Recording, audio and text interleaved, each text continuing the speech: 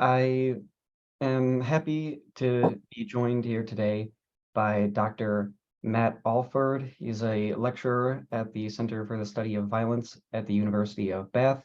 He has published books including Real Power, Hollywood Cinema and American Supremacy in 2010, National Security Cinema, The Shocking New Evidence of Government Control in Hollywood, along with Tom Secker, which is a great resource book for a lot of you working on your projects now. And also Union Jackboat in 2018, What Your Media and Professors Don't Tell You About British Foreign Policy, which is a title I love. So thank you so much for joining us today, Matt. It's my pleasure to be here. Thanks very much, Ben. Yeah, wonderful.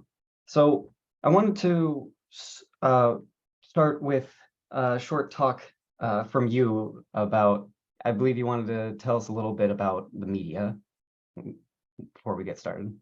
Yeah, I mean, I have a set piece that I've delivered at a couple of different locations recently, and I thought that it would be a good summary of my latest take on media and politics. So let me set the scene. An evil dictator is on the brink of making a nuclear bomb at a secret facility carved deep into the Zagros Mountains. With no option, the American military deploys jets and, against all odds, destroys the factory, then flies home to the strains of Highway to the Danger Zone. An evil dictator is on the brink of using a nuclear bomb.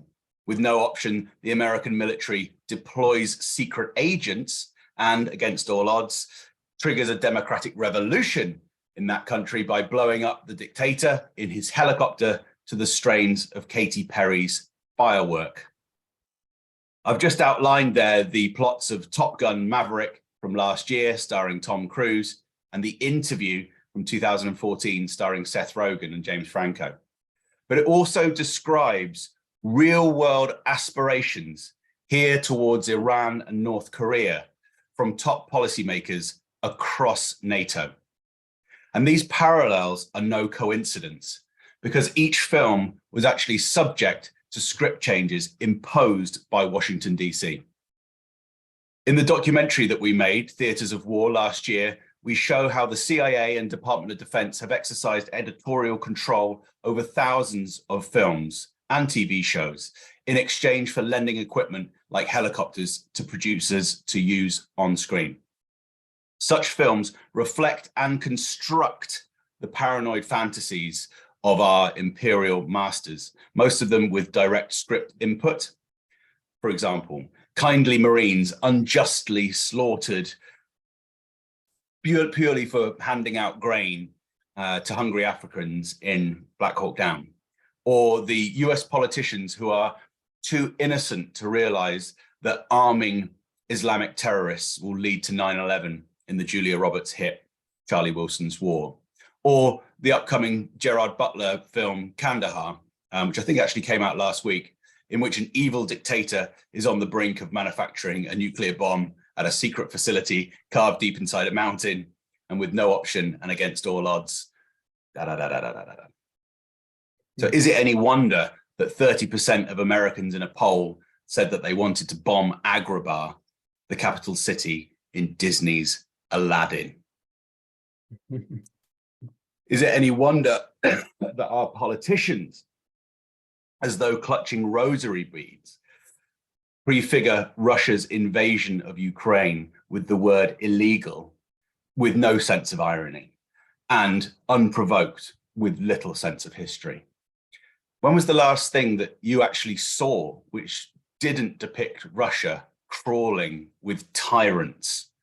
Red Dawn, Rambo, Air Force One, Hunter Killer, almost any of the James Bonds, Jack Ryan, 24, Homeland, Stranger Things, the 6 o'clock news, whatever it is.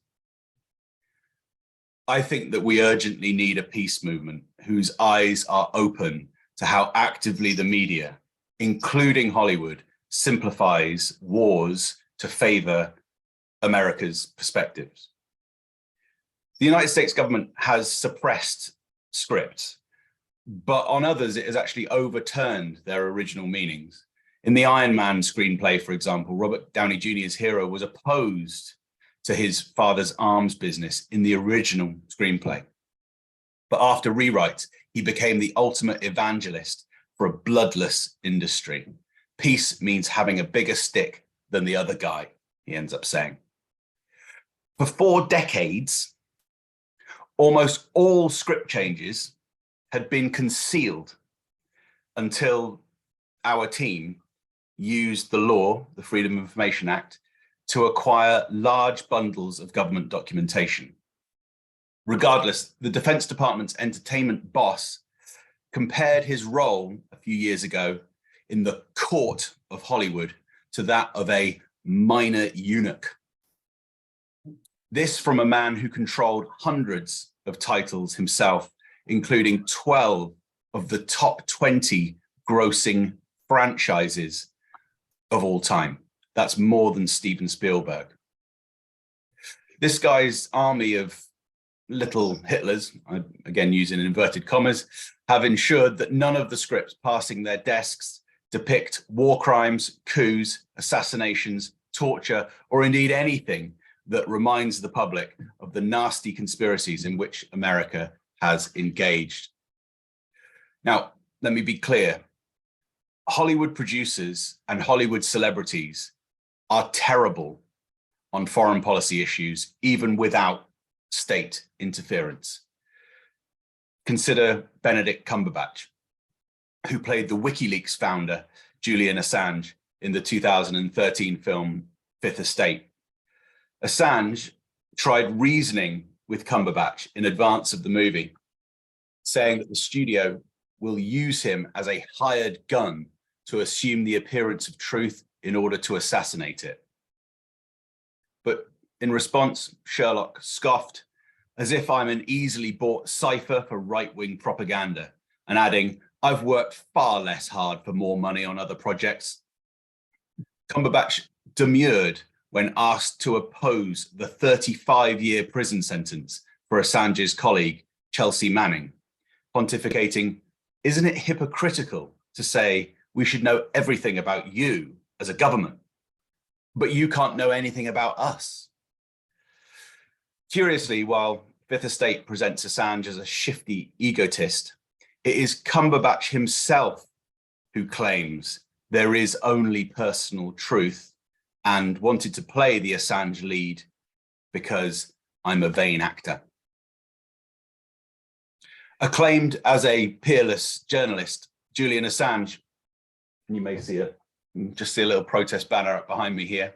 Julian Assange has entered his 5th year in Britain's highest security prison. It's in central London. It's called Belmarsh, without trial, on a Byzantine set of espionage charges. Assange had used incontrovertible documentation to expose US massacres, sadistic detention procedures, corporate suppression of data on global warming, and the Democrats' own backroom machinations to destroy their socialist presidential candidate, Bernie Sanders, in favor of the less popular, by their own admission, hawk, Hillary Clinton. Those intimately involved in the Assange case say that the state has meted out torture, which includes giving him a computer to conduct his defense at one point with all of the keys superglued down, and also falsely diagnosing him at one point with HIV, supposedly a false positive. And where was Benedict Cumberbatch in any of this, in the middle of this? He was making The Courier in 2019, a production supported from the outset by the CIA and which mangled Cold War history to hype the threat from Moscow. Or consider the state affiliations of another nice celebrity, Sacha Baron Cohen. Cohen's production company claims that they lied to the US military in order to gain entry into a base in Alabama, but the scenes that are filmed there feel staged, setting up Cohen's character Bruno for a series of one-liners.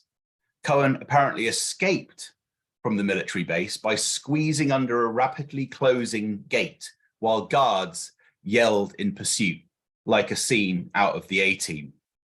But do we really believe that version of events? Or do we think that Sacha Baron Cohen was in cahoots with the military for the filming of that comedy?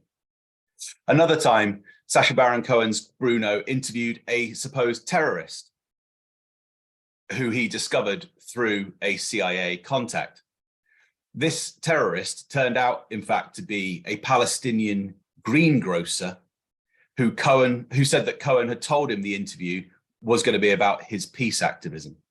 The resultant court case was settled for an undisclosed sum. In Israel, actually, Bruno was beaten by a crowd of Israelis. Bruno was you may probably know, many of you, Bruno was a very camp character. And in fact, for the purposes of the film, he is trying to, I think the plot of it is he's trying to become less heterosexual or something like that. And he dresses in very, very camp clothing. In Israel, Sacha Baron Cohen was filming as Bruno, but a gang of Israelis were angered by his camp clothing, and they started to stone him on camera. And for the first time ever, Sacha Baron Cohen broke character. He desperately yelled that he was an Israeli Jew, not a homosexual foreigner, and he fled for his life. The footage of this has never emerged, even though it would presumably highlight racism. Supposedly, what Sacha Baron Cohen is all about. Wrong racists. So call all of this propaganda, call it soft censorship, call it threat construction, whatever you want to call it. It shapes attitudes to foreign policy issues, and frankly, it's ridiculous, a lot of it. In 2003, the Americans said that Iraq had 5,000 tons of mustard gas, but after 13 years of sanctions, we got there and didn't even find mustard. This spring, America invoked the terror of China's spy balloon. Gee, I hope the Chinese don't send any more party paraphernalia our way. I'd hate for them to cover us in glitter. Of course, outside of these political fictions that are projected in the blue glow of our spooky little monitors, there is a real threat, and it's us. On Ukraine alone, leaks by people of conscience indicate casualties that might be approaching 500,000 in a deadlocked war, and yet we still insist that our objective is to weaken Russia and, it seems, allow the US to detonate our major oil pipelines across Europe, to tank our economies, and then bring the fight to Crimea. Even international specialist John Mearsheimer, propelled to fame by his opposition to the war, does so on the grounds that we should be allying with Moscow to threaten China, officially asserting that if not, Beijing will end up stationing missile systems in Mexico and Canada to target the United States.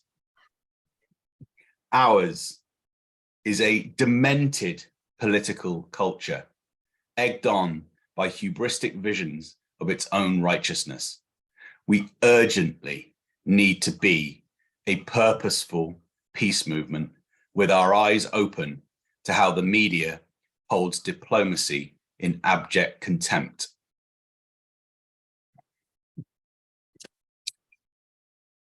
That was my set piece beginning bit that I thought might be a good way of starting. Yeah, I love that. I love that speech. I love the crackpot realism that's still around with us today of if we don't send battle cruisers through the Taiwan Strait, China's going to be putting nuclear missiles in Mexico 2 months from now. I mean, obviously, John Mearsheimer is someone who, I buy his analysis a lot of the time, and I think he's a serious figure, and he's become very well known for his opposition to the Ukraine war and for blaming NATO primarily, saying that NATO had primary responsibility for it. I'm just saying that there is this there's a problem with political and entertainment elites, which I think is more severe than just kind of tactical problems. I think that if John Mearsheimer is the most sort of anti-war, the leading anti-war figure, he basically wants a war with China. I mean, he doesn't want a hot war with China, but he wants a cold war with China, on the assumption that if we don't do that, China will end up causing a century of humiliation, national humiliation to the United States. It's paranoid nonsense. And if someone like John Mearsheimer, who's actually pretty rational, if he believes that, can you imagine how moronic and insane some of the ideas are going through the craniums of some of these lunatics who are ruling us? So I like John Mearsheimer. I think he should be part of an international conversation, absolutely. But he's obviously wrong on that. In fact, even the guy who was interviewing him for it, who was actually just I was going to say he was a university professor, but he wasn't. He was an author who said he was more independent. He was away from the institutions a little bit. He was just like, what the hell are you talking about? It's just not going to happen. There's going to be no situation ever where Mexico and Canada ally formally with China to box in the United States. It's such a ridiculous concept. It's unbelievable. No one would believe that. Sounds like a very poor game of Risk rather than any serious analysis. So anyway, sorry, rambling on a little bit. Am I meant to be rambling today? You asked me. Please ask me a question so I don't go off completely. No, you're good. Hello, everyone. It's a pleasure to be here. Thanks for watching. And I understand that you've engaged with a lot of these ideas as part of this class, and it sounds great. I'm really encouraging of that, and pleased that you have. Yeah, thank you. No, we got to watch the Theater's War documentary, look at some stuff from Trisha Jenkins and yourself and Tom Secker, and I think people have been really enjoying it. John. I just want to say John Mearsheimer. Yeah, it's funny that he has essentially the same take as like Tucker Carlson. That we shouldn't be fighting with Russia. We should be the real war is with China, which makes a dark bit of sense, I guess. But I also love the idea of China making the U.S. and the West go through a century of humiliation. Could you imagine the criminality of that? Well, just the likelihood of China wanting or needing or being able to do that under any circumstances is just not there. But the fact is, even if for some bizarre reason China was able and had the will to somehow impose that, the chances of the United States sitting by and not nuking them 10 times over on the way that for them to be doing that at any point over the weeks and months and years that it would take to do it, it's just wholly implausible. So I think there is this, I mean, I don't know if you've discussed this before, but as you allude to, Tucker Carlson allying with John Mearsheimer in the same way that there are now sort of linkages even between someone like Henry Kissinger and Noam Chomsky. There is this peculiar thing where the peace movement, which I would say I'm part of, does sort of have peculiar allies, and sometimes they're on the right and sometimes they're on the left. I certainly think they're probably more often on the right than they used to be, and that's it's a peculiar place to be in. I did a debate a few years ago, just at the start of the Trump administration, and the I think he was like an American diplomat, and because I was sort of vaguely supporting Trump, sort of reluctantly supporting Trump, because I said, well, I think Hillary Clinton, in terms of foreign policy, could be really, really bad here. And he started to refer to the strange contortions of the left, because he considered me to be on the left, and that I was sort of making these bizarre, sort of snake-like, sort of peculiar turns. But I don't really see it as a left and right issue. I see it as issues to do with whether you prize and value diplomacy and also rational assessment of threats. And the fact is that, for the last 30 years, the United States and my country have not had any threats. And we should have been using that time to draw down the potential for great power rivalry, let alone great power war. And we didn't do that at all. It's been one of the reasons that I've stayed in politics myself, analyzing politics, because I could see that at the end of the 90s. And it horrified me. And what's been happening over the past 25 years it's been like a 25-year car crash, as far as I'm concerned, because it was always clear to me that terrorism was not going to be, the biggest deal, but that great power rivalry, if we didn't sort it out in the by the mid-late 90s, great power rivalry was going to happen again. And that's exactly what has happened. It's actually happened slightly slower than I expected. I thought that there were going to be a lot bigger problems a lot earlier, but I think that probably also speaks to the relative weakness and relative civility in foreign affairs of the other great powers. But that's not to say that China or Russia, or particularly at the moment, Russia, are civil players in the grand chessboard, and that's one of the reasons what happened last year with Ukraine is so heartbreaking, because it's very hard to see a way back now for Russia. It has really crossed that Rubicon, or it has smashed the dam, however you want to put it. We're still not sure who's done that, but that on an emotional level, after following foreign affairs news for 25 odd years, it was I think pretty much exactly 25 years, and then to see the fruits of that result in a sort of resurgence, a completely unnecessary but completely predictable resurgence of Russian aggression on its border.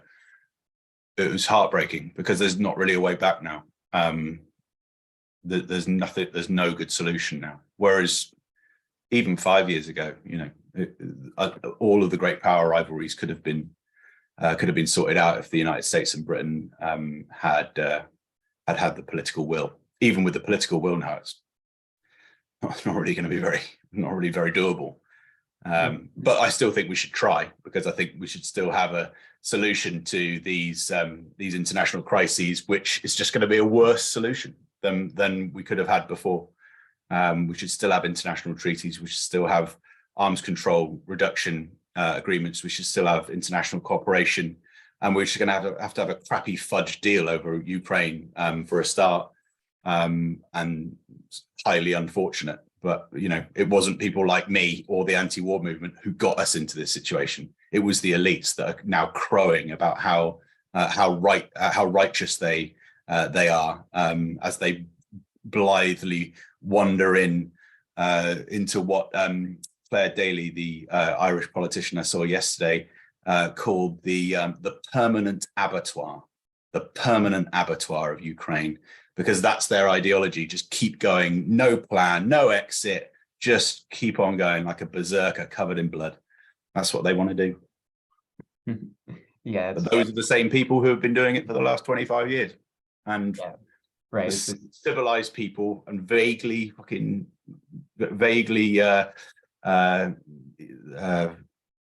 sentient people have opposed that. Anyway, I'm rambling. It's because you keep nodding. So you. No, you're right. Sorry, I do that. I No. like to interrupt people. I was teasing. Yeah, the newest war is always the just war. It's always going to be different this time, right? Yeah. So getting into some questions, I just wanted to ask, could you briefly go over, what do you think, like you and your colleagues who are working on this same sort of topic of the media and government influence on the media, what do you think are some of the important questions that you and maybe others are asking, and what do you think are some of the important contributions or maybe solutions that you're coming up with? That's quite a difficult question for me to answer, because I would say that a lot of the major research on this has been done. A lot of the major questions have been asked. I mean, they were asked 40 years too late, because as you may know from following the film, for example, Lawrence Seward, the historian, who was the only historian pretty much who was working on this, or contributor of any kind, basically selfishly held on to all the documents, almost all the relevant documents himself, since the 1970s. So it's only really been in the 21st century that the questions have been asked, which is, how significant is the how extensive and how interventionist are these PR organizations in affecting Hollywood film scripts and TV shows, etc. Those questions are only really asked in this century, and sort of satisfactory documented answers only really came when myself and Tom Secker started to acquire the documentation circa 2000, I think it was January 2015, and then wrote National Security Cinema in 2017. So those questions, I'd say, are, how big and how impactful has the government been at various different levels of national security, at the various different aspects of the national security state in affecting Hollywood film scripts. I think we've got a pretty good idea now.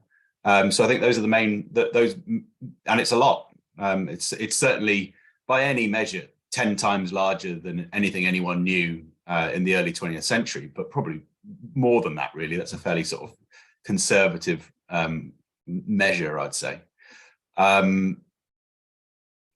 So in terms of what new questions are there to ask, I'm not sure. I mean, I feel like I've been promoting, I mean, maybe you've got ideas on that.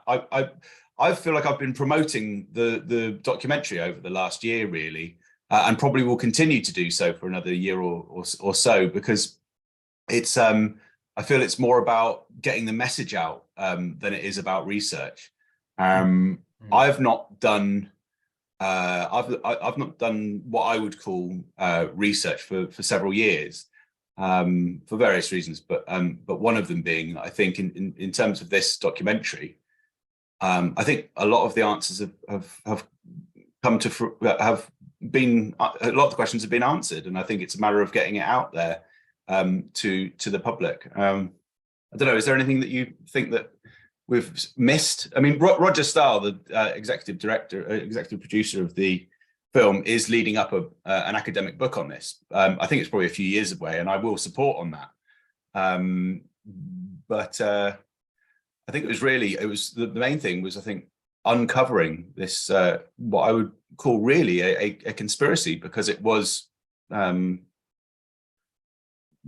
fairly well covered up. Not fully, but fairly well covered up by mainly through informal means, by the Department of Defense and these other organizations. And that's what me and Tom, I think, sort of contributed a lot to well, I think David Robb, the journalist, I think I sometimes say that he, in 2004, smashed a hole in the wall, if you like, if you want to put that as a metaphor. He smashed a hole in the wall, and then I think what me and Tom then did was open out that hole and sort of walk into the room. And now I think really what Roger's doing with Tom and me taking a bit more of a back seat is really exploring every nook and cranny of that room, if you want to put it in that kind of metaphorical term. Okay. Another long answer. This is going to go on forever. Yeah, no, don't feel like you gotta stretch out the questions right. if you don't have if you don't got a great answer. So yeah, that I get, bring back Lawrence Seward real quick. I mean, the students have already seen that story a little bit, but one of them did ask about like why didn't he let other people see his documents? Could you briefly recap the Lawrence Seward story and maybe answer like why he might not have been letting people see these important documents for so long? Well, there has to be an element of speculation about this. As far as I'm aware, we don't know anyone who saw any of the documentation that he kept in his archive for many, many decades. We also know that both Tom and myself asked, and also even asked under fake names. I think we both made up like female names to say, we're PhD students. Would you help us to whatever? So we had pseudonyms, and we went through various different means of trying to get him to respond for whatever reason. So we thought maybe he just didn't like us. Mm-hmm.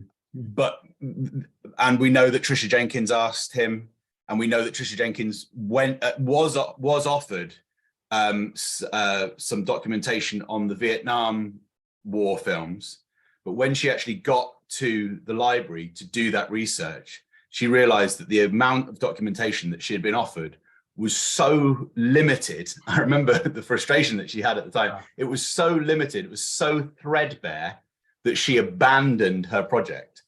I can't remember who else has asked, but I think one of my friends asked as well from New York, from Washington, DC, and then no response there either. So what he always said was, I can't give them to you at the moment. I'm working on them. Now, that might just be someone who's a bit, it's just their personality. They're a bit obsessive or whatever. But we do know through research, but primarily by Tom and Roger, that Lawrence Seward did have paid contracts with the Department of Defense at various points in his career. I think it was a couple of them, and I can't remember the extent of the work, but he worked extremely closely with them, and some of the time he was at least he was paid for that.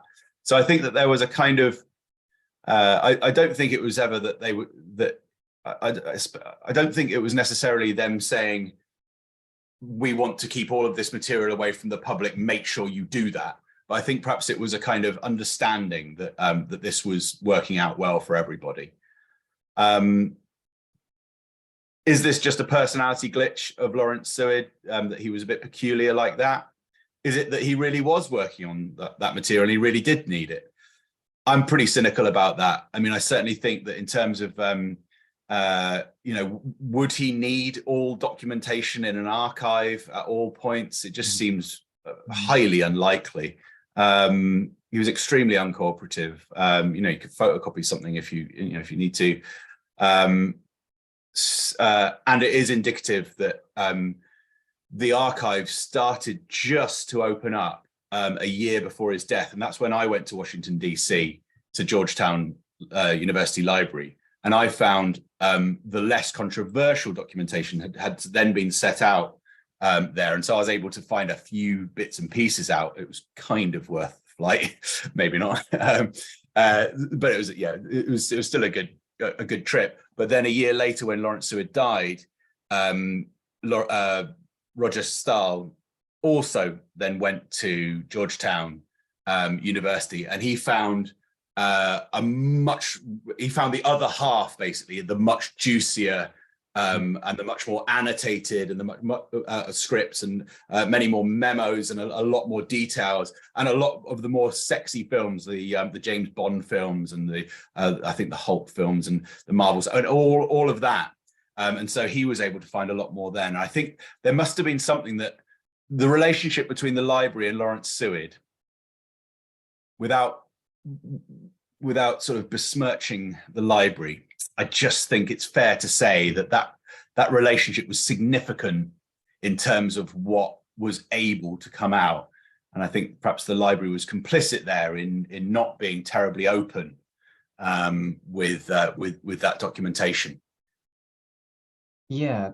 I mean, you don't, this is also getting into speculation, but do you think that says, that whole Lawrence Seward and the library story says anything about maybe academia more broadly? Is academia, I mean, you've been in that, Is academia part of the problem here as well, in terms of their pliability to power?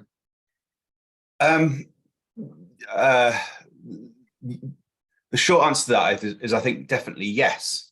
In fact, you mentioned at the top of this show about the book that I did with TJ Coles, Union Jackboot, what your professors won't tell you about foreign policy.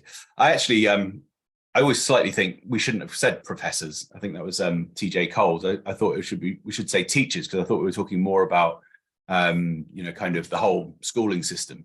But actually, I find myself slightly less uncomfortable with that title, because yeah, universities are part of the problem. Actually, I mean, I think we published that book about 5 years ago, and actually, yeah, I mean, I did feel that when I went to Georgetown University, that they were part of something that wasn't terribly healthy for the dissemination of knowledge.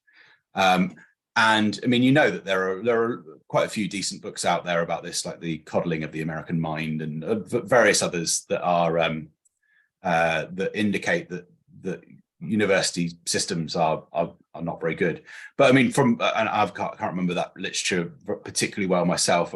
I'm more coming from the Noam Chomsky perspective, and when Chomsky talks about the de-radicalization, the declawing of discourse.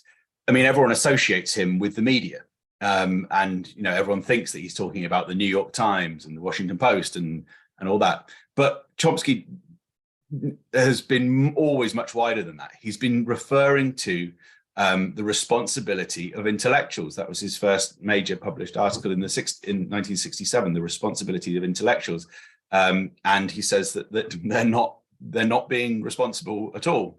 And so I think that there is an overall problem within academia and across society, and particularly amongst elite society, where they are serving the interests of powerful political and corporate entities, and are not comfortable or interested in things like the peace movement, but also other things that are usually connected with the left.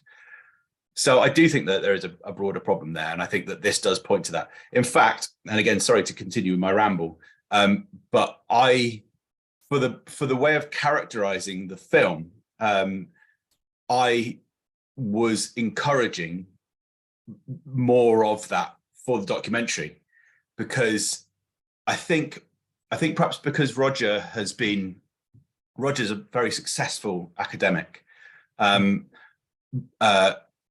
However, the people who, the other people around him, and the other people who have pioneered this story over the past 15, 20 years have been oddballs. They haven't been academics. They haven't been the professors of whatever. There's been me, a part-time teacher, and whatever else I do.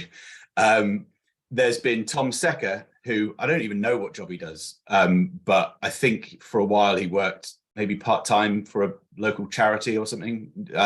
He hasn't done any academic work. There was David Robb, who did that first relatively sort of short book where he kind of opened up that field, who was a kind of renegade freelance journalist who I met in LA a few years ago. And he just was sort of like, he was kind of chain smoking with his trousers half done up. And, so all the people who have tended to characterize this field have been, we've been on the fringes. We've not been a sort of mainstream academia, I wouldn't say at all.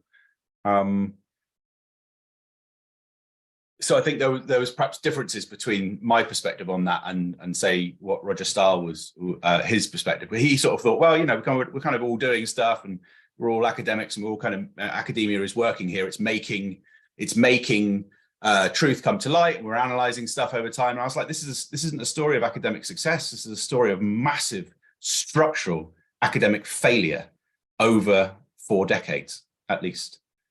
But maybe that wasn't a very popular way of putting it. Well, yeah, it's easy for Roger to say, I guess. Yeah, I mean, me being in academia, I have come to the sense that the university system has always been deeply intertwined with the national security state for the past, since the Cold War, and even if a lot of academics like to play the radical, perform radicalism, it's what they're doing usually isn't that dangerous to power. So yeah, one more question I had about the Seward story is, like, do you think since David, Rob, and your work, has the Department of Defense or CIA, have they gotten more defensive with their information compared to when they were mostly just working with Lawrence Seward, and they had a friendly person who they could give information to? Are they now more protective of their information now that there's some actual people sniffing around that aren't so friendly? Well, Seward died in 2018, I think, the end of 2018, or maybe 2019. I think it might be a little bit early to tell, and also I'm also not quite sure. Roger and I are due to go to an archive next summer, and so that will be an interesting test of how things are going. I do know that for a while there was talk of all of the material from Georgetown University being sent back to the Department of Defense, and that was around about 2019, 2020. But I haven't heard anything about that since, and I wonder if that might be to do with the coronavirus getting in the way, or if it's just been delayed in general. Maybe they've changed their minds. I'm not sure. So I think things are in flux a little bit with how that's all with what's all happening there. I think as well, in terms of the cover-up, I think it's not a cover-up in the sense that it's not kind of a blanket ban. I mean, the Pentagon has always been happy for Hollywood producers to know that it has a PR office. That's not a secret. In fact, they advertise that to the extent that, they say, come and get our aircraft carriers and all that kind of thing. So the cover-up really is in the extent to which they're uncomfortable with the amount of products that have been interfered with. And in fact, Phil Strubb, the head of the office, as I alluded to earlier, the guy who says that he's a minor eunuch, he is I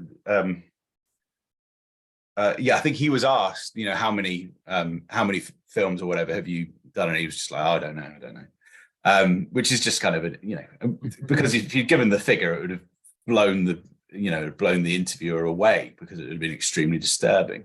And they're also very worried about the extent to which there is interference on these products.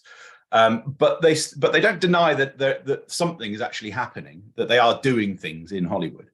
So it's a kind of a soft cover-up, you could perhaps call it, or it's a cover-up in certain areas of the scandal. So I think that there probably are changes in terms of the way that they're trying to manage that information.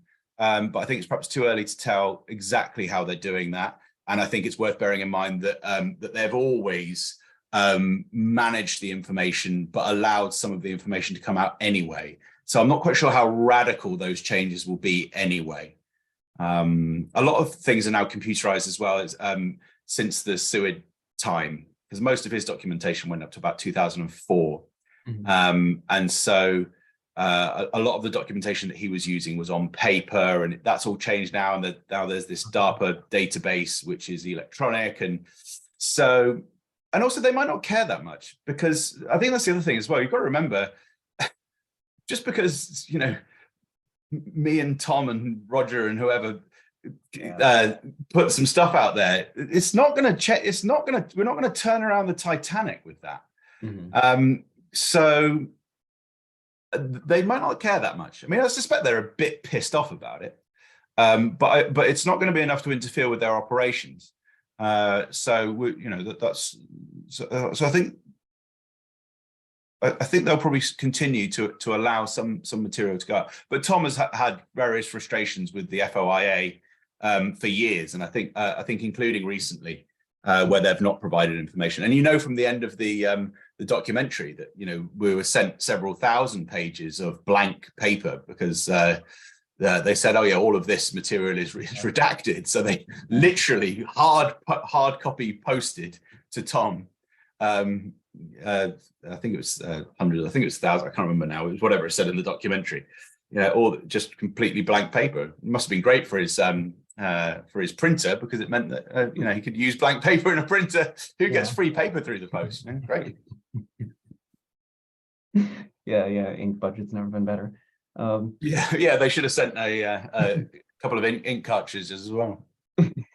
Subscriptions to Ryman's, whatever it's called. Office World.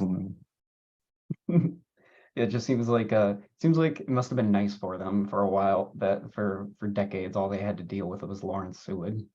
Now they got I guess that is right. That they must have found that relationship straightforward, and there was no one really criticizing that. But at the same time, I think they've really expanded operations very, very significantly in the 21st century, particularly because they've gone into TV. So I don't think. Maybe I'm sort of splitting hairs a little bit, but I don't know if the PR people at the Pentagon are sort of like, oh god damn it, we've got reporters on our tail now. We were really worried about that. I think probably what they thought is we are massively expanding our operations. What's going to happen about that? Oh, it's very likely that we're going to get more publicity and probably more flack for it, and that's fine. We'll just manage that information. So I'd love to be the kind of crusading Woodward and Bernstein type character in this, but I think that in the end they've still got the upper hand here very much, and that as long as they continue to do their operations, I don't think they're going to let it piss on their parade too hard. Yeah. Okay. Yeah. I actually wanted to ask about that. When did they get into TV more fervently or more intensely than they had in the past? I think it was around about 2004. I think there's a document somewhere which talks about the decision to get into satellite television, and for some reason they'd always resisted doing that before. I mean, I think they had always done that a little bit. Like, for instance, even in the 1950s and 60s, they'd worked on things like Lassie, the dog show Lassie, and they'd worked on a few UFO TV shows and stuff like that. But yeah, it was around about 2004 that they sort of really got into the networks and started expanding a lot into all those cookery shows and quiz shows and Ellen DeGeneres' show and all that kind of thing. It happened around about then, and so that's partly what accounts for this great rise in the number of productions that they have become involved in. But it also that also sort of coincided as well with the kind of uber dominance of Marvel as well. And of course, the DoD has worked on almost all of the Marvel productions as well. So in several different ways, several different dimensions, if you like, the national security state grew as a force within the entertainment industry from the very early 21st century. And of course, that includes the CIA as well, because it wasn't until, I keep forgetting the date, I think it's 1996 that they formed their entertainment liaison. So all of these things have really been over the past quarter century. That's not to say that there wasn't a lot going on before that. It was still a pretty big operation that was going on during Seward's time. And he certainly still dropped the ball in terms of the number of productions that were being affected. and even more so in terms of the level of interference that was being enacted on these products, and indeed, of course, the number of scripts that were being simply discarded out of hand because they didn't match with the Department of Defense's interests. But there has been an escalation in multi-dimensional escalation over the past quarter century in this whole phenomenon, which makes it all the more significant and important. Right. Yeah. I got to talk with Trisha Jenkins last week about this a bit. Oh, And nice. one thing I asked was, how she frames the CIA getting into the media and getting into this entertainment liaison and in like engaging the media in a more official capacity. She frames it as a defensive reaction to like, oh, well, they were facing these scandals and people were talking about, cutting the CIA's budget, maybe even abolishing the CIA now that the Cold War is over. But I was just like trying to get the timeline of these things. It's like under CIA Director James Woolsey, where they try to do that classified files of the CIA show, and he really gets into that, but then he leaves and the show falls apart. And then it's either like right before or right when George Tenet becomes the CIA director that they hire Chase Brandon and start this liaison office. And Woolsey was a big hawk. He was a Project for a New American Century member, and Tenet famously was in charge of cooking up a lot of the intelligence for the Iraq War. Famously said it's a slam dunk case about weapons of mass destruction. And I just get the sense of like, maybe it was less defensive because I mean, me being a younger person, just the idea of this country, the USA, getting rid of any of its 17 intelligence services seems laughable. I guess before 9/11, it seemed more realistic, but it seems more like, I wonder how much this could have been like part of an offensive approach of like basically the CIA and the entire national security state preparing for a major geopolitical and ideological offensive, which they enter into in the 21st century with the war on terror and all these interventions. I don't know if you have any thoughts on that, but yeah, that's kind of speculation.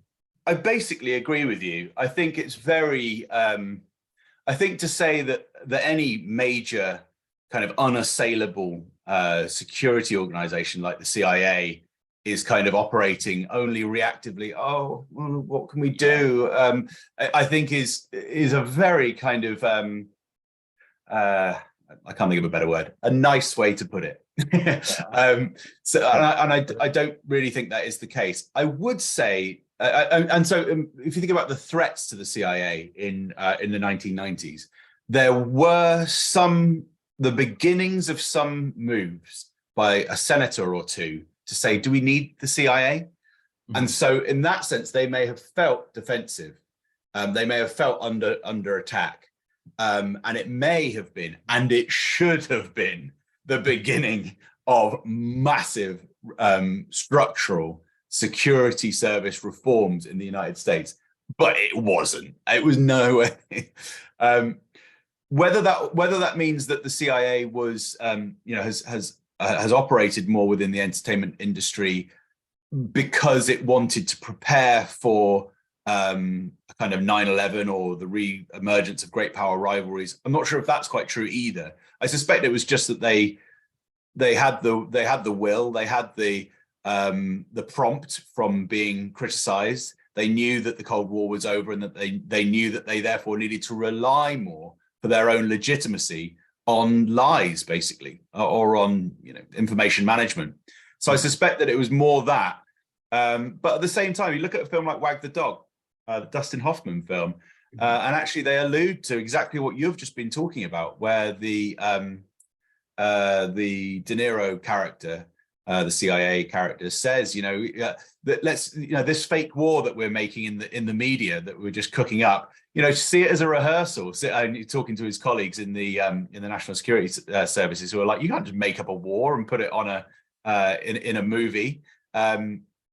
And he says, well, you know, what's going to happen? You know, like in a few years' time, we're going to have all this. There's going to be some kind of horrible terrorist attack, and we're going to have to be ready for it then. So we may as well make the war a fictitious war on television now. Get the budgets all sorted out, and then we can, that's all going to be good for us in future. So I think there probably was a bit of a strain of that kind of thinking. Just to clarify, I'm not sure if you saw Wag the Dog. It's a sort of famous film from 1997. In which they are cooking up a fake war. But so I think there probably was some of that mentality going on as well. But I suspect that, I think Trish's answer is probably the kind of formal, most easily documentable answer. But I also think it's a little bit rich for the CIA to say that to characterize themselves as being under threat of closure of some kind. I don't think that could have happened without a hell of a lot more political will. And I certainly think that they were willing and able to weaponize information and to expand that role for their own PR ends and also for their own disinformation ends. Right. Yeah. I mean, it seems like that was the CIA's reason for why they did that, and you know, there could be some truth to that, and there usually is, but should also be skeptical. One thing I'd say, maybe this doesn't make a great video, but I would just point out that of all the bits that we've done, I think it is here actually, of all the bits that we've done in terms of writing, probably the section that I'm particularly happy with, that me and Tom worked on really, really well together, is the bit about the history of the CIA in this book, National Security Cinema. I can't remember exactly where it is. It's around about page 28. And the reason that's good, sorry, page 23 for about sort of 20 pages from page 23. The reason that I'm really pleased with that is because we were interrogating what little historiography there was out there, which was very conservative and presented the CIA as a very defensive and reactive organization that hadn't really done very much in this in Hollywood. And what me and Tom did, I'm really pleased with, is we picked through the evidence and found a lot of new documentation to show how from the mid 1940s and then all the way up through to near enough the present, the CIA's role was much more significant than had been presented in any of the including the contemporaneous scholarly work on it on this. So yeah, I can't remember that 20-page section off the top of my head, but I remember at the time that we did it in 2017, I was like, we've really nailed that, and that's a kind of significant one of the most significant parts of that book, because it reflects what was also happening in the Department of Defense. The fact that it didn't seem like a great deal was happening in the DoD, but actually there was a huge amount. And actually that the same thing was paralleled with the Central Intelligence Agency. It was just it was on a smaller scale to what the Pentagon was doing, but still comparatively, as compared to what the historians had pointed out, the CIA was also doing 10 times more than anyone knew, in the same way that the DoD was doing 10 times more. Mm-hmm. In the same way that David Robb in 2008 wrote an article that indicated that the FBI, albeit back in the 70s, was doing a lot more. I can't remember, I don't know if 10 times more would be quite accurate, but a very, very considerable amount more than anyone had realized. The FBI worked on several hundred productions under Hoover. Yeah, the FBI is very interesting. I think Walt Disney, famously a FBI informant, and did propaganda for the FBI.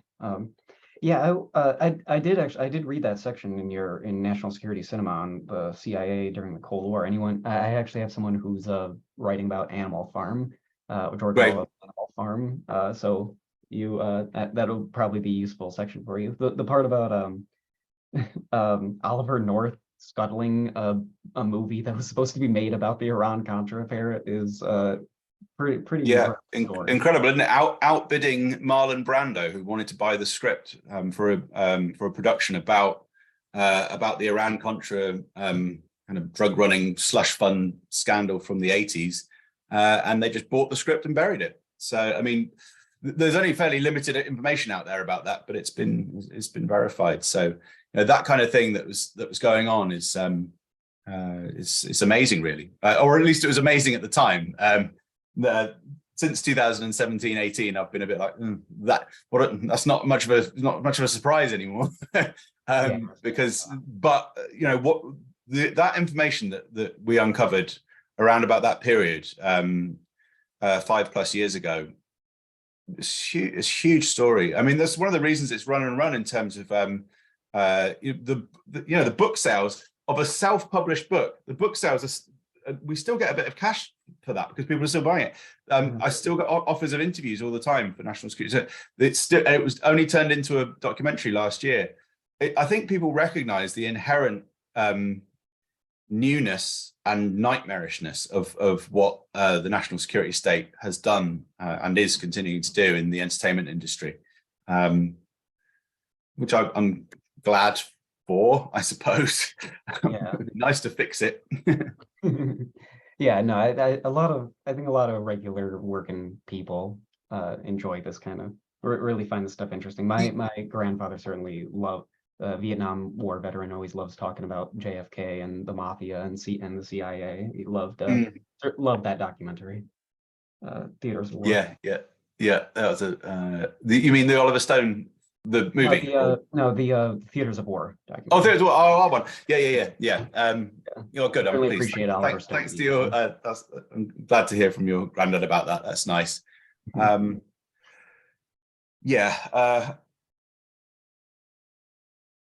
Yeah, I can't remember. I was going to add something then, but that's great. Thank you.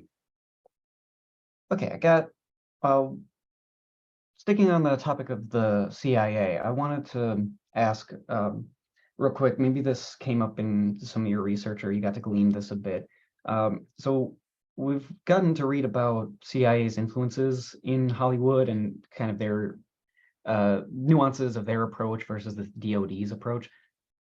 Thinking like ideologically, though, does the CIA have an ideological perspective that is different from the DoD in how they like want their movies to be to tell a story?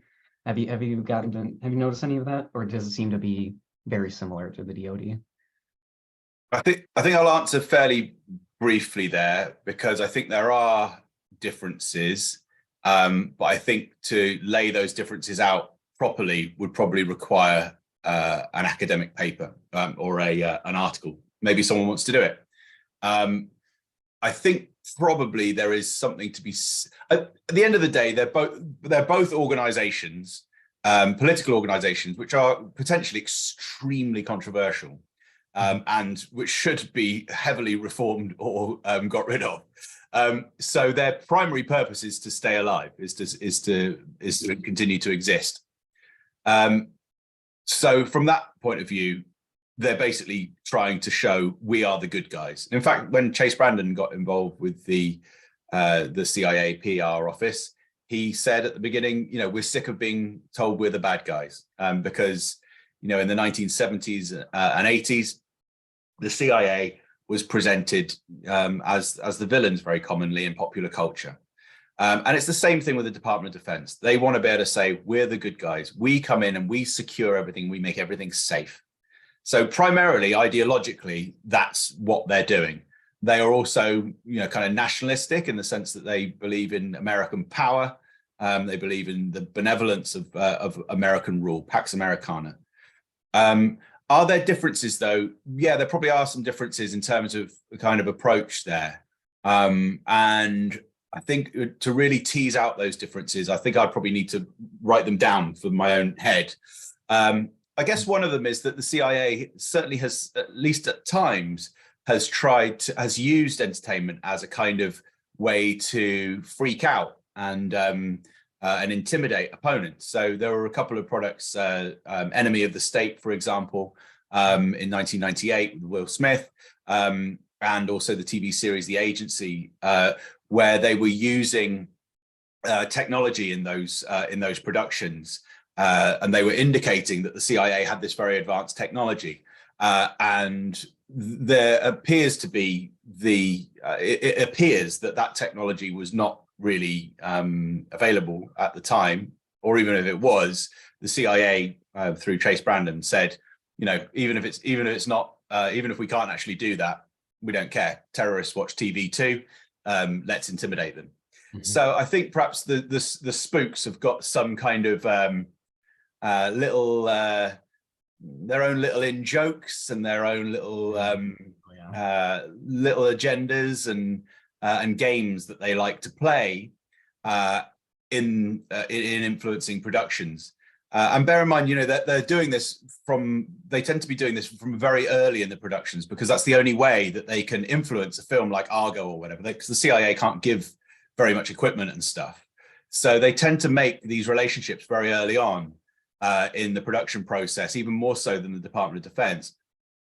And so that allows them to put in all sorts of things that probably will never know exactly what those things are. So, for instance, given as an example, we don't exactly know, but of course, the character of Jack Bauer from 24 and the whole way that came about. I mean, that's going to be Chase Brandon. That's going to be heavily influenced by him through chatting with those actors and producers at an early stage, just in the same way that the character from Meet the Parents, the De Niro character from Meet the Parents and Meet the Fockers and all that, will have been, based on and heavily influenced by Chase. And so there's going to be all sorts of aspects of that won't ever have been written down. And indeed, the documentation that we have from the CIA has always been relatively poor. The DoD actually, even though it hides a lot of its documentation through one means or another, usually sort of informal means, the Department of Defense at least writes all of its stuff down. Try getting material about this, even about sort of interference in movies. And the CIA is pretty hard to crack with that. You may remember, I think, from the film, from the documentary, or certainly from the book. It must have been from the documentary, because I had an envelope come through my door during lockdown. I think it was mid 2020, and it was. I thought, why on earth is there a CIA stamp on this, or a Washington DC stamp on this? And why am I suddenly reading a bunch of emails from Ben Affleck to the CIA? And I realized that I'd put in a Freedom of Information request back in 2012. So they'd taken 8 years to send me this information. Anyway, that's slightly off the point that you're saying about ideology, but I'm just saying that there's an element of, there's perhaps even less accountability from the CIA. So they are liable to be a bit more sneaky, a bit more spooky, a bit more gameplay than the Department of Defense, which is a larger and more kind of slightly more straightforward organization. But in the end of the day, they're both after their, looking after their own interests in terms of showing that they are part of this, the necessary securitization of the US. Yeah. Okay. Yeah. I just because Trisha Jenkins mentioned that the CIA has been allowing for more nuance, I think she calls it, in their movies, allowing for some discussion of some of the more some controversial aspects of their well, there is that there's perhaps a less of a desire and or less of a will, less of an ability to control. So certainly myself and Tom have speculated about this, and Tom has written about it, about some of the films in the 70s, for example, even say something like Last Day of the Condor, the Robert Redford movie, where the CIA is presented as assassins. But the CIA director appeared on set for, I think it was a day or two, and was the CIA giving the sort of tacit blessing to that film, or having some kind of impact on that film? and was the CIA actually quite comfortable with being presented as assassins? Because at the end of the film, they say, you know, where would you be without us? You'd be without oil. The lights are going to go out. We're the ones that go around killing people to get stuff done. So that's one of the things I'm talking about in terms of like the CIA might be more willing to be more creative, more playing more games in those scripts, where the DoD is more likely to follow it by the book a little bit more. But there are various examples along those lines, which you'll be able to see if you go to spyculture.com's Tom's site, or indeed, I think there's examples of that in National Security Cinema as well. I think perhaps to give a more full and frankly better answer, I'd have to sort of have it written down a little bit more and think it through a little bit more.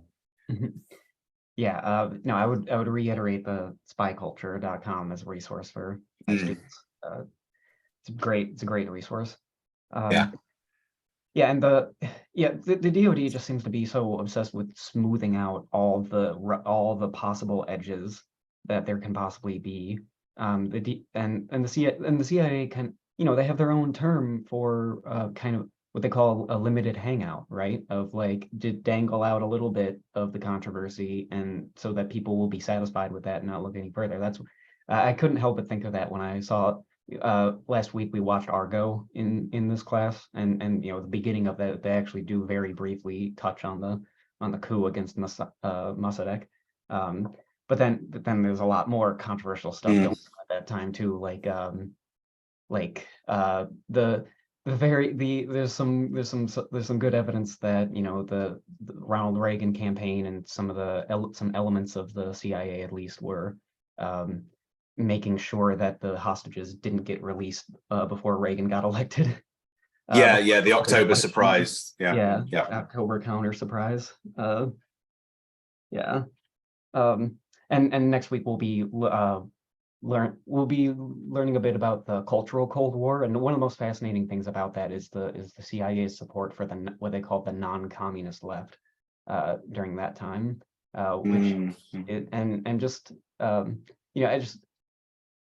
the fact that so many CIA officers graduate from like elite universities, it seems like, I don't know, maybe the CIA, at least when not with the peasants that they string up, but with the you know, Hollywood people that they work with and domestic people they work with, maybe they know the liberal mind a bit better, and can appeal to liberal Hollywood a bit better on their own terms. Yeah, I guess that's kind of going back historically. It's sort of, you know, trying to appeal. It's when the authorities try and appeal to people like your George Orwells, you know, who are kind of on the left, but, you know, kind of appealing to their sort of rational side, and that can be very dangerous, because you end up having perfectly reasonable people and intellectuals and whole artistic movements and all that kind of thing, and magazine editors and all deciding that actually, yeah, it's better to side with the CIA, and it's just those kind of compromises that people sometimes make, understandably. It goes back to I've been rereading Graham Greene's The Quiet American recently, which is a fantastic book about those kind of compromises that people make when they're faced with power. In this case, set in Vietnam in the mid-1950s, and in fact written amazingly in the mid-1950s, before Vietnam was Vietnam. I'm just thinking, Ben, just because it's quite hot here, and I know that I've got some people turning up at my door shortly, and I don't want to continually interrupt the filming. Should we just have one or two more questions and then wind down? I also think I'm going to end up sort of flagging and also being interrupted. Yeah, sure thing. Okay. Well, I had a big question that I should ask, because I kind of explained this to you. One of the kind of major question I have around for the class in general is, like, do these relationships between the media and the national security state or the government represent an erosion of democracy or a threat to democracy? What would you say to that? What are your thoughts on the media and, you know, democracy or our democracy itself? Yeah, I mean, that is a huge question, and it's one to. I mean, I think the short answer is that it is really important. This relationship between the national security state and Hollywood is really, really important. That said, if you are writing about this, if you're writing a book about this or an article or essay, whatever it is, I would say it's still important to put into context, what's going on. At the end of the day, American democracy has been crumbling, or is a shadow of what it's meant to be, for many, many other reasons than what's happening in Hollywood of all places.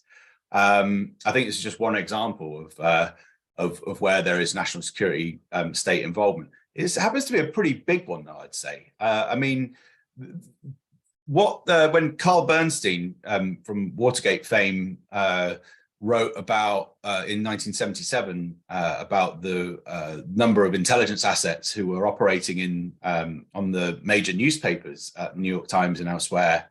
I mean, that was a major article, a sort of 10,000 word article.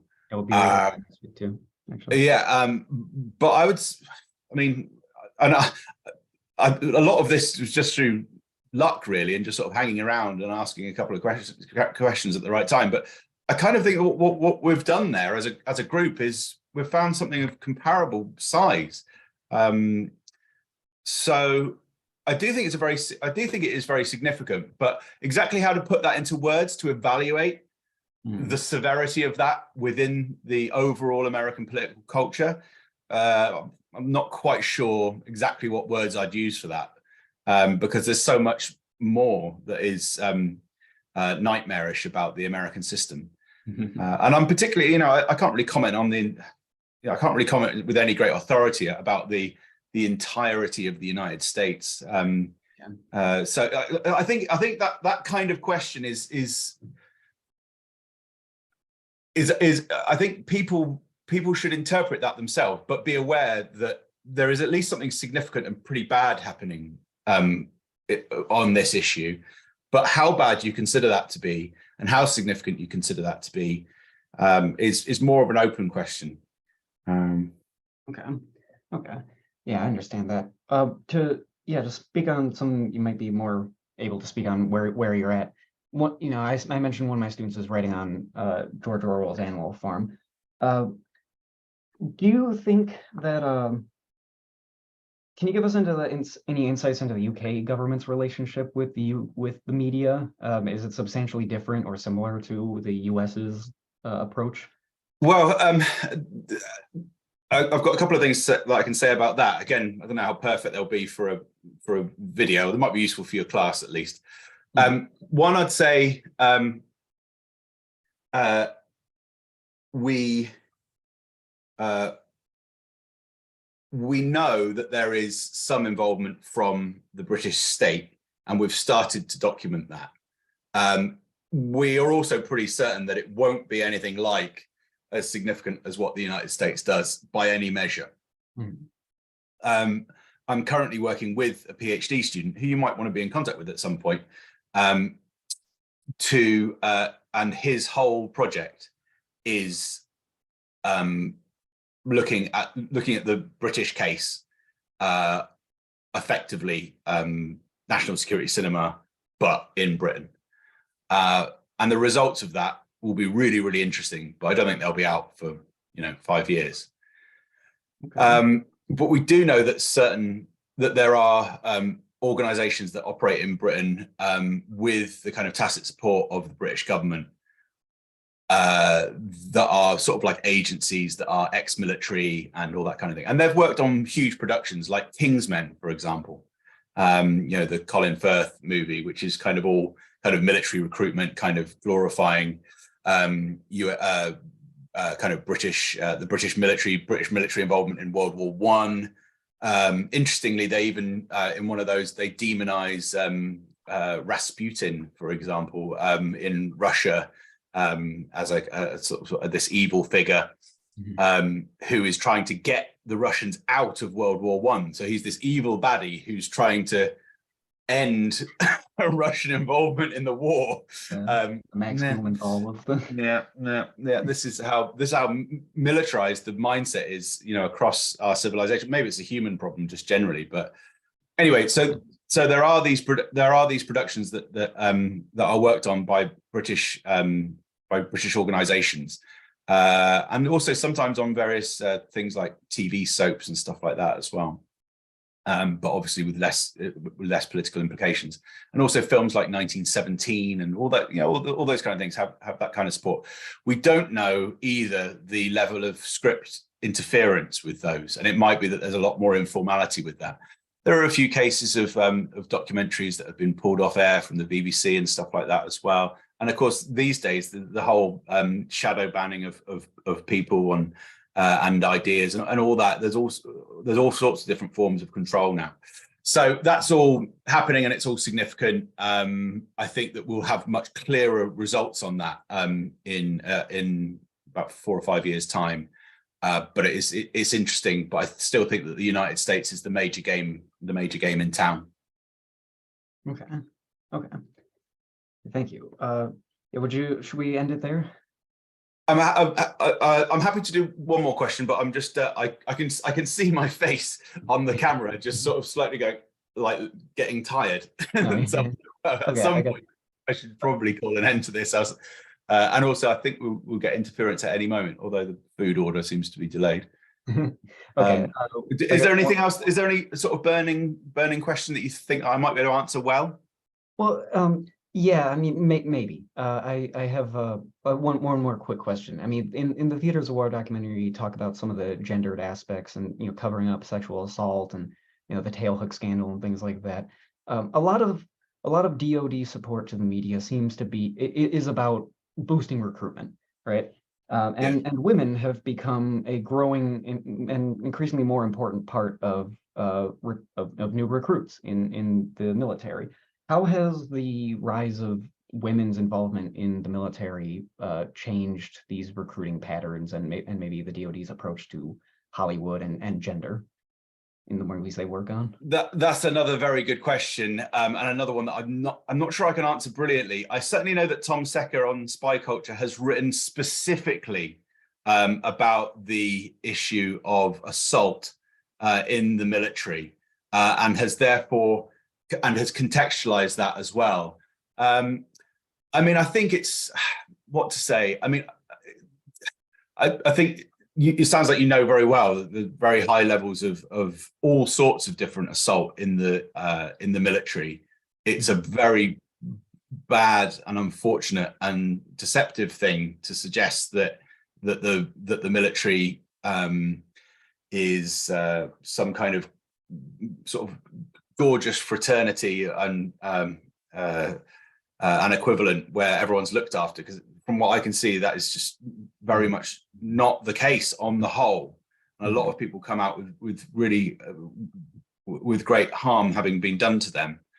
But that's not to say everyone. I mean, sorry to equivocate, but there are military people who follow our work who they've been all right in the military.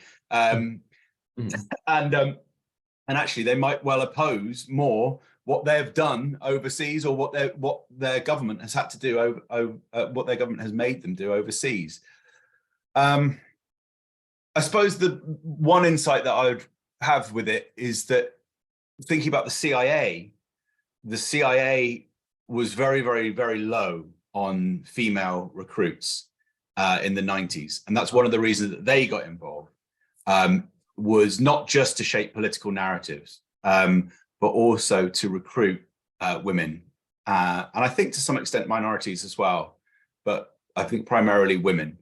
And so when they came out with that Jennifer Garner TV series called Alias in 2001, she did an unpaid advertisement for the CIA when that happened. And she was also married to Ben Affleck, and Ben Affleck was about to film Sum of All Fears, which was another CIA-supported production, which also had Department of Defense support and came out just before 9/11. And so there was this drive to get women to join the CIA, to see that as a very glamorous thing. And Jennifer Garner was the star of that. She was the driver of that. Now, 2001, that year was, in terms of TV shows, was most associated with Jack Bauer and 24. But actually, Jennifer Garner in Alias was also a pretty big deal at that particular time. And of course, Homeland doing something similar with a neurodivergent person and woman as the main hero, Claire Danes' character. So, and that was that was another set of documents that came to my house a few years ago, was the material on Homeland, because previously we didn't know that the CIA had supported it, but actually they did. I mean, it always seemed very likely, but there'd been no sort of news report on anything like that.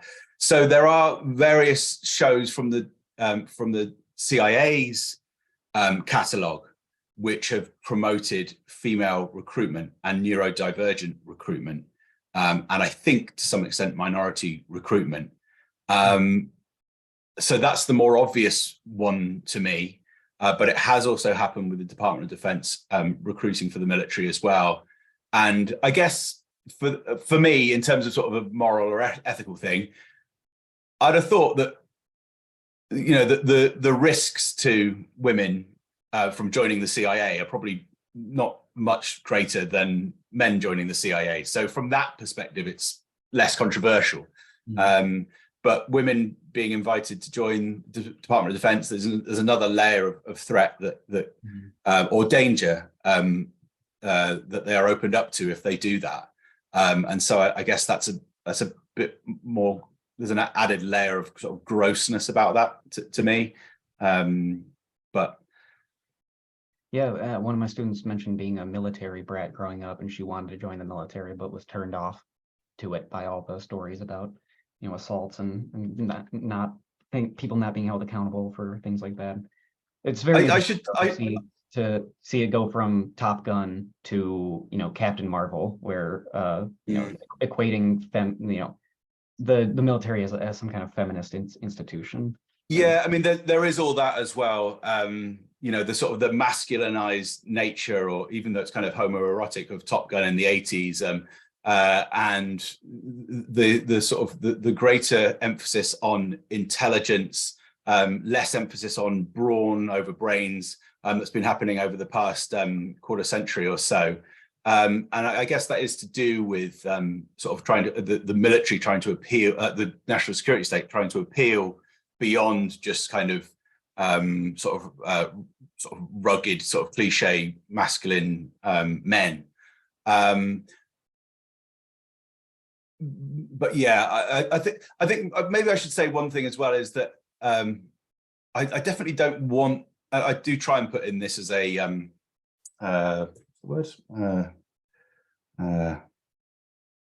point to make. My quarrel is not with the military service personnel. I mean, this is an issue primarily of a very powerful, a superpower's national security apparatus being reckless and dangerous. And yeah, recruitment it's not great, I don't think, what they're doing there, but that's not my primary problem.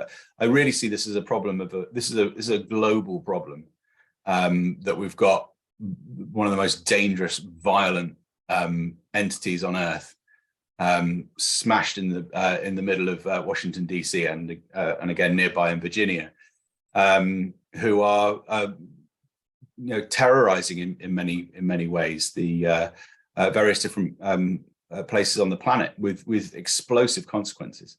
And the fact is that we're feeding that with by being audiences at their shows and films, and indeed their football matches and